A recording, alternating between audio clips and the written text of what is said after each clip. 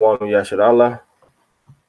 We're in the third day Torah portion of Lecha, the third day Aliyah, which is Genesis chapter 13, verses 5 hasta 13. A ver, 5 hasta 18, from verses 5 through 18, which is 14 verses. So we're gonna go through this. Yo no sé dónde está la otra Biblia tampoco.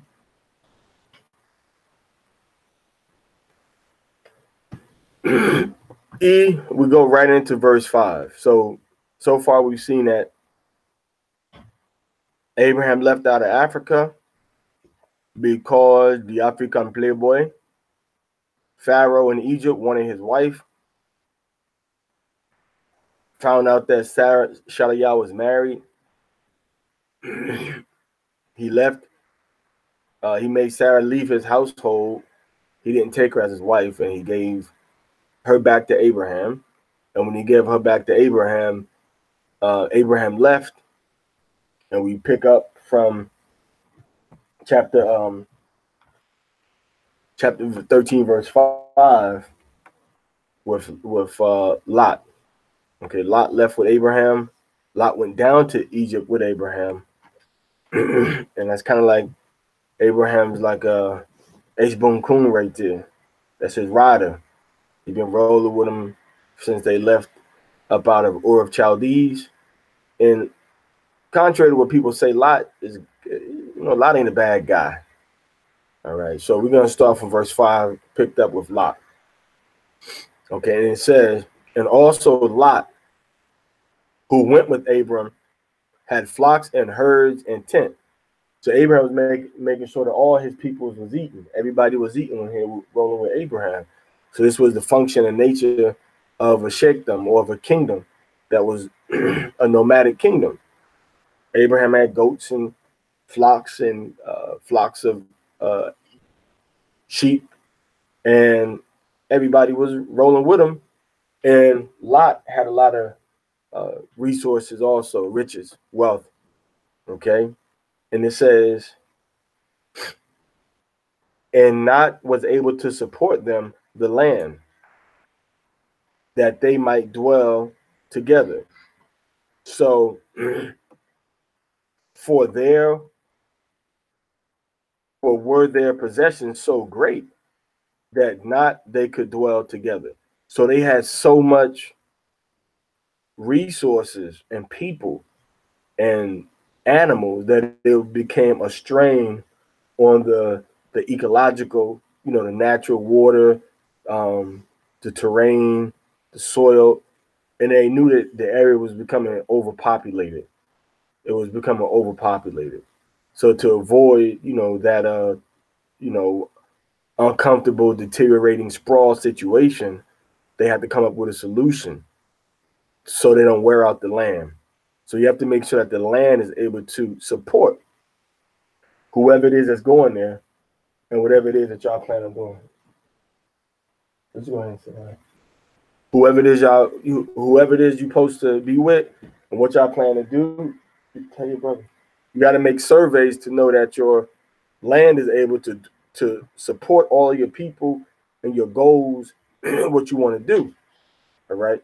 I was looking at a brother's video today in Trinidad, and they were doing the Arima, the Arima Indigenous Peoples Reserve, and he said that they totally ruined the soil, putting in roads and stuff, and they blocked natural water flows, and the soil was deteriorating, and that building anything else, they would just make the soil and the road deteriorate even further. So Lot and Abram both come to the realization that their herds, their flocks are not able to stay on the same piece of land, no matter how much they want to be together. All right. So now let's go to verse 7. It says, and there was strife between the shepherds of livestock of Abram and of livestock of Lot, and the Canaanite and the Perizzite at that time dwelt in the land. So the Canaanite and the Perizzite were in the land of Israel, ancient Israel, before it was called Israel. And the shepherds, Lot's, people that were in charge of his animals, and the people in charge of Abraham's animal, they're having some sort of a sociological or some sort of maybe even economic. But basically, the shepherds aren't getting along with each other for whatever reason. Scriptures don't really go into why. We can imagine maybe because everybody was all cramped and, into one place for, there was a big rush to get the sheep fed, to get the goats fed, to get the animals watered. So they probably like, hey, we got here first, or y'all taking too long to water y'all animals. Hurry up. So they had beef with each other, basically. And at the same time, you had these outside forces, which are the Canaanites and the Perizzites, that are on the outside looking in. And there might have been some sort of conflict that we were having with the Hamites also. Right, verse 8. It said Abram to Lot, no, please, let there be strife between me and you, and between my herdsmen and your herdsmen. For men, brothers are we. So he said, nah, let's not have no problems between me and you and our animals, our shepherds, our flocks, our herdsmen. All right. So Abraham said, let's cool it, man. We don't want no strife between me and you. Definitely not for our employees. All right. If only Suge Knight and Puffy could have learned that lesson before it was too late. All right. So now verse 9. Is not all the land before you separate? All right. Please, from me, if you take the left, then I will go right. If you take the right, then I will go to the left. So basically, Abraham is saying, oh, we got all this land, man. You pick your side that you want, and then I'll take the other side. So we're still going to be balanced. We're still going to be together, but we'll just be on different sides. Now, this is a mutual agreement that they're about to enter into, but it's not based on the fact that we're going to get big and try to, set up different schools and different camps and different things. This is based on the fact that they've already grown together. And their resources, they've outgrown their resources now. So verse 10. And lifted up Lot his eyes and saw all the plain of Jordan. Remember, sometimes the Jordan River swells up, so that land over there was very fertile. That everywhere it was watered well before Yahweh destroyed Sodom and Gomorrah, like the Garden of Eden in the land of Egypt, as you go toward Zoar. So the land of Eden, the land of Sodom and Gomorrah, by the valley of the Jordan River, was like the Garden of Eden. It's just green, plush fields were everywhere. All right, understand? It was everywhere, so it was very fertile. All right, they say it was everywhere. It was before he destroyed Sodom and Gomorrah. He says like Chagan Yahweh as the Garden of Egypt. Then he says Karatazam Matazarium as the land, as the Garden of Egypt, as the Garden of Eden, as the Garden of Yahweh, and as Egypt. Remember, it said that Egypt, especially when you go up toward the Delta area, the Nile Delta, the Goshen area, it was very good for grazing because the soil was rich, and the green low growth, was abundant there. And it says, and chose for himself Lot. Okay, the entire or totally and fully all the plain of Jordan, and journeyed Lot east, and they separated one or the other. So they separated. Lot went to the east. All right. So verse 12, and Abram dwelt in the land of Canaan, And Lot dwelt in the cities of the plain and pitched his tent toward Sodom. So Abraham had his tent set up, and he had his herdsmen set up, and he had the shepherds out there, okay, near the Sodom area. No, he didn't do that because he wanted to be worldly or by Sodom. He wanted to be by the gay people. He did it because that was the soil that was rich for his animals. All right, verse 13. But the men of Sodom were wicked and sinful against Yahweh exceedingly. So the men of Sodom were very wicked and evil against Yahweh. Now remember, they inherited. Remember, like I said before, Noah, Ham, okay, Nimrod, Eber, all these people, are pretty much living around the same time period. So the wickedness is increasing. The wickedness is elevating. All right. And these Canaanites have inherited a lot of things from before the flood. All right. From Canaan. And these are Canaanites. Remember, the Most High put that curse on Canaan. So they was already set up and marked from the door. Now, in verse 14, and Yahweh said to Abram, after had separated Lot from him, lift up now your eyes and look from the place where you are, there northward and southward. Now, he came from the north, remember, right? He came from Haran, from the north, all right? And then he went down into Egypt. Then he came out through the Negev, which is from the south. That word right here, all right, Nagba, means southward. That's the word for Negev, which is a Negev desert. Then he said eastward. He told him, look eastward. Now, eastward is coming back from where he came from, Ur of Chaldees. That's going easterly toward the middle part of the Euphrates Tigris River area. All right, and westward. Of course, westward is going toward what? What's he going to meet when he goes west? The Mediterranean Sea, also called the utmost sea or the Great Sea. Verse 15. For all the land which you see, to you I give. So now Yahweh's saying, I'm going to give this land to you. I don't care who's in it now, the Perizzites, the Sodom and Gomorrahites, the Canaanites, that's going to be your land, all right? So I will give it to you and your seed and your descendants, or your seeds right here, or Lazarika, and to your seeds, okay, even to or until La Iwalam. Iwalam. Malad La Iwalam. Forever. But that's still our land. We just got kicked out of it. Now you got the Arabs, you got the Ishmaelites, and you got the Edomites over there now. So-called Arabs and so-called white people, Edomites, saying that it's their land. But it's still our land forever. We just got kicked out of it. All right.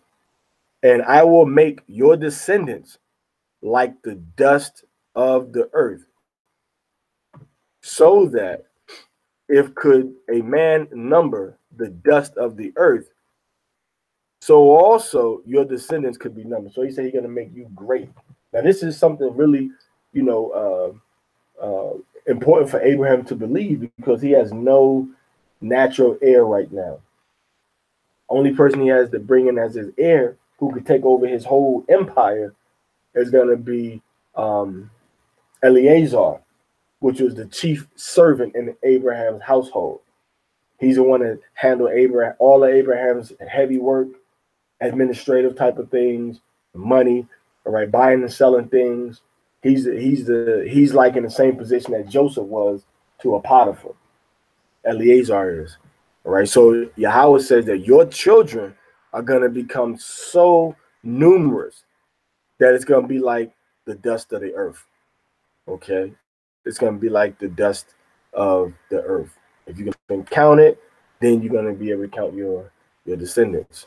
Okay. So then Yahweh says in verse 18, arise, Qawam.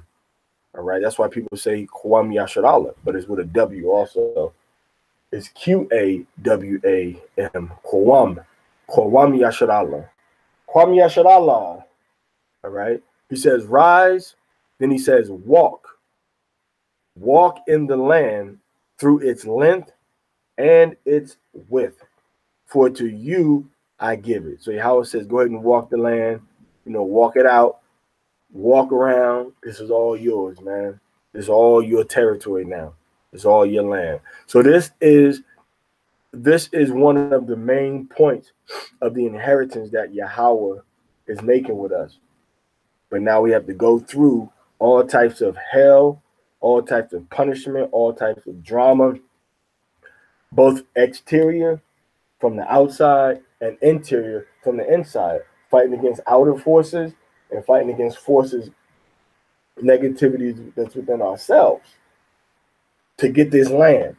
But when we get this land and inherit this land, we're going to inherit the whole world and be put back on the level of being the true sons of Aliyah, the B'nai Elohim, all right? The Banya Aliyah, the sons of God, powerful, wise, intelligent, strength, all right? Strength, abilities beyond our access right now. Because remember, you only use a small percentage of your brain. Your brain can do so much more. Okay? Your brain can do so much more. A baby a human being can master a language in about 3 or 4 years, as far as the speaking ability of it. And babies that are bilingual can master 2 languages at the same time. And in some countries, people master 3 or 4 languages simultaneously. And that's with a small percentage of our brain being used. So once we get back onto this God state, our spirit, our brain, and our soul are all going to be interconnected on a positive level. You're going to be able to control it, but righteously, not wickedly. See, the access to the tree of the knowledge of good and evil, you can do all the evil right now, but there's a price to pay for it, because we access the tree of the knowledge of good and evil, but we focus more on the evil, because the evil is easy to get to. But it's a higher price to pay for the evil, and you pay that price, with your life, with your blood, or with the blood of somebody else that you love. But the life, the what you get from the tree of life, the tree of the knowledge of good, rather, the knowledge of good is that you got to pay for that with your actions, with your words, with your humility, with your self-control, with the goodness that lays within you. Okay? So now Yahweh said, arise and walk the land is yours. All right? So now, verse 18, and moved his tent, Abram, okay? Ahal, okay? And he tented, okay, that's what that means. Ahal, and he tented or moved Abram, Ba'ah, and he went, Shab, and he dwelt of Mamre, which are in Hebron, and he built there an altar to Yahweh. So every time Yahweh make these promises to bring him through this hard time, Abraham respects it, recognizes it, and he does, some sort of a feat, or he does some sort of an action to show Yahweh, you know what, Yahweh, I'm grateful for what you just did to me. And his way of doing that was offering the blood of animals. Remember, he learned that from who? From Noah. Because like I said, you always have to remember, and people forget about this, Noah, okay, Shem, okay, and after Shem, who's the next great forefather? After Shem, who's the next great forefather in our lineage? After. Noah's before Shem. So after Shem, the next great forefather is who? Eber.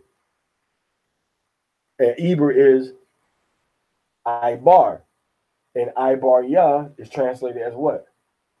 Hebrew. So Eber is the father of the Hebrews. That's what we read in Genesis chapter 10. All right. So he made the sacrifices. Noah made the sacrifices. Cain made sacrifices. Abel made sacrifices. Adam made sacrifices. So now Abraham's making sacrifice, all right, as a token of respect and humility to Yahweh for making these promises with him. So now, remember now, everybody knows this. The world is watching. Everybody's waiting to see what's going to happen with these people that Yahweh promised this land to. That Yahweh promised the Savior is going to come through your bloodline. Because everybody knows how it goes. It's going to be done decently in order. So remember, he made that promise in Genesis chapter 3. From your seed is going to come forth the one that's going to crush the head of the serpent, right? So everybody knows, okay, now it went from Abraham. Remember, this is the royal family we're reading about. Abraham is a royal family coming down from Shem. And Shem is the royal family coming down from Noah. All right, and Noah coming down from Lamech, Methuselah, all the way up to Seth. Kings and rulers, powerful people. Not just walking around like a one family with a little bit of stuff, like just dragging stuff, all dirty and raggedy looking and dry and ashy and, you know what I'm saying? They weren't looking like that. These are people that had power and they had good hygiene and they had water and they had resources. Okay? And they had resources. And they were extremely clean people and extremely rich. Both Lot and Abram. So now these people are journeying, traveling from place to place, and nobody dare not try to lay a hand on them. Because everybody knows that there's spiritual forces that's surrounding Abram. Right? That's why the dude said, yo, man, what's going on with this woman? The Most High could have killed me. This is your wife, man. We got to get y'all up out of here. So he said, you leave this place now. You have to go. You'll have to leave this place right now. But we're not angry with you. But it's not a good thing what you have done to us. But it is okay. Your God is with you. Okay. So that's what he told him, the king of Egypt, the ruler of Egypt. So they dipped out of there, came here. All right. So every time they offer these sacrifices to respect what the Most High did for them. All right. So now Lot has separated, and Lot moves into the homosexual sexual abomination capital of the known world at that time. He moves into that vicinity. All right. And now tomorrow, next section, we're going to go into Genesis chapter 13, all the way down to I'm sorry, Genesis chapter 14, verse 1 through 20. So we're going to go into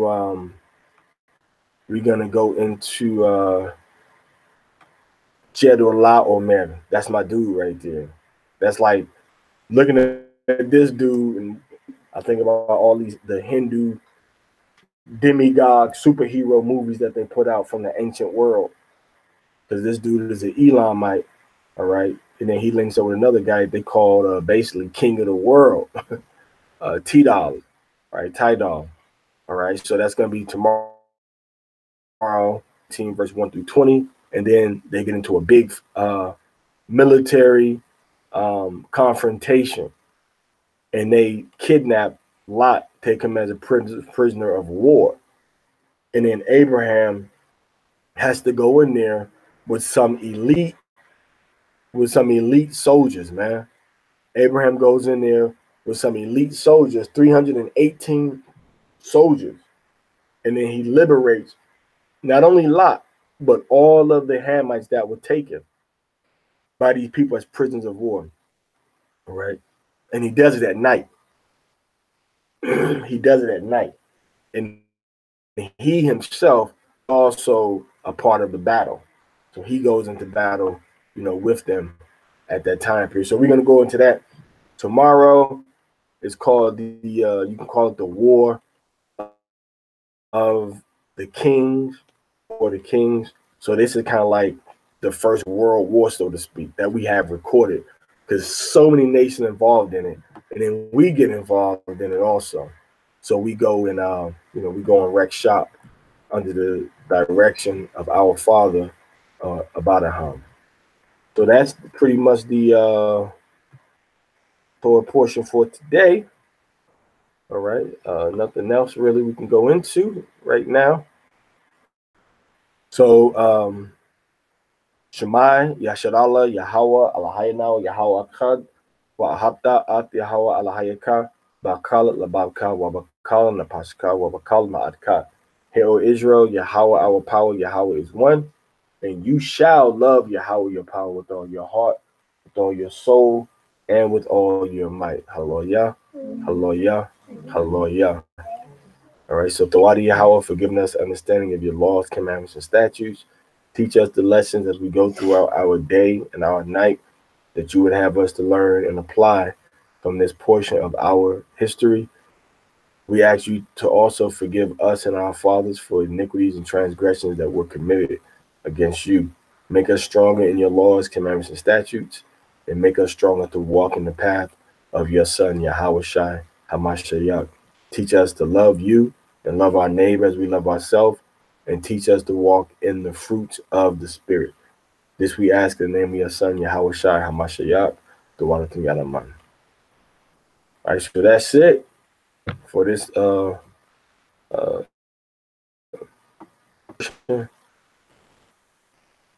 praise to Yahweh, Basham Hamashiach, Yahweh Shai. All right, so